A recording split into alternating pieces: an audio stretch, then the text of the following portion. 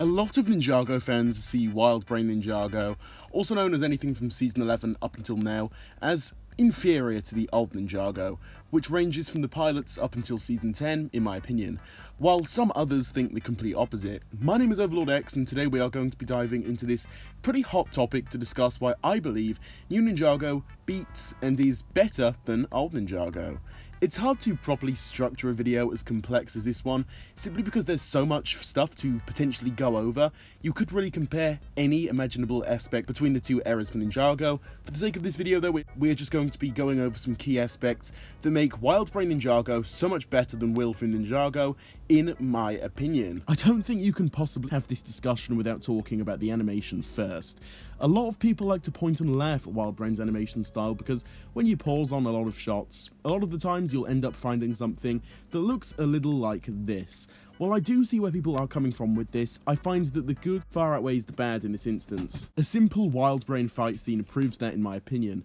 Without wildbrain's animation style, we wouldn't get anything close to this level of quality when it comes to choreography, but it doesn't just stop there, as wildbrain has been getting better and better each and every time a new season releases, in my opinion. Whether that's the lighting, attention to detail on character models, you name it, wildbrain can do it all almost seemingly perfectly. Moving away from the animation aspect, next I think it's only fair we dive into the actual stories at hand here.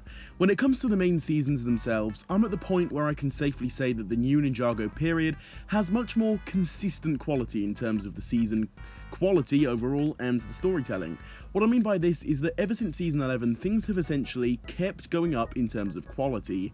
If we start with Season 11, a lot of fans would tell you that it's bad or flat out terrible.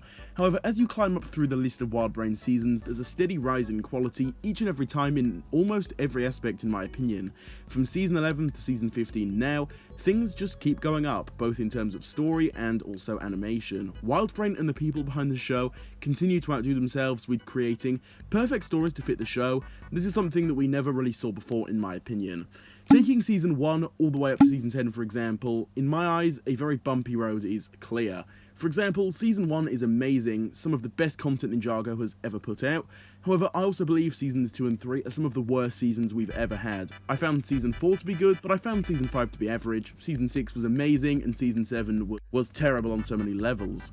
I could go on all day, but I think you guys get my point. This is what I mean when I say that the wilfilm era ended up being extremely bumpy in terms of quality, making it harder to rewatch due to the fact that there was always such a difference in quality each and every single time. While we're on the theme of rewatching, let's discuss the actual rewatchability.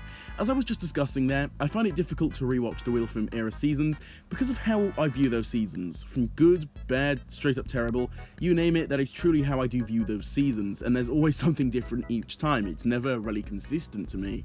Whereas with wildbrain, all of the episodes are extremely enjoyable to watch, both in terms of the content in them and also the fact that they are just kind of easy time killers in some cases. That can mainly be said for Season 11, not because it's bad by any means, but because of how straight up fun they are to watch for me. I find a lot of them to just be kind of classic Ninjago fun, and I can really appreciate Season 11 for that.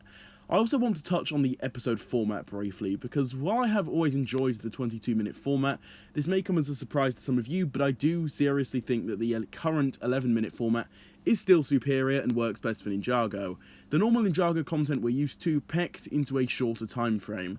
This also makes for more flexible stories, and they can also do so much more different stuff in this runtime. For example, they can dedicate one entire episode to a certain character or backstory, which I find to be a very, very good thing. Lastly, this isn't as big as a point of the others I've made here, but the stories we've had so far just connect with me slightly more than they ever have done in the past for the most part. While there are some exceptions to this, for example Season 1 and Season 6, for the most part I just prefer the current, new era Ninjago stories we've been getting. I just find myself much more invested in them, I guess, and that's all I can really say regarding this point. I just had to kind of let this out because I think it's still a really important point that I did want to just touch on. So that's been a lot to say, but I hope you guys can understand my points made here, even if you do disagree with them. With this being said, what do you think? Do you actually agree with me or do you disagree? Let me know down below, just be sure to keep it respectful please. If you enjoyed, drop a like, subscribe to the channel for more just like this, and if you did enjoy it, and hit that notification bell so you can be the first to watch my new videos the second they release. And if you want to purchase a channel membership, be sure to hit that join button, but you are under no obligation to do so. With that being said though, it would really help me out. With this being said, I'll see you all in my next video coming soon. Goodbye.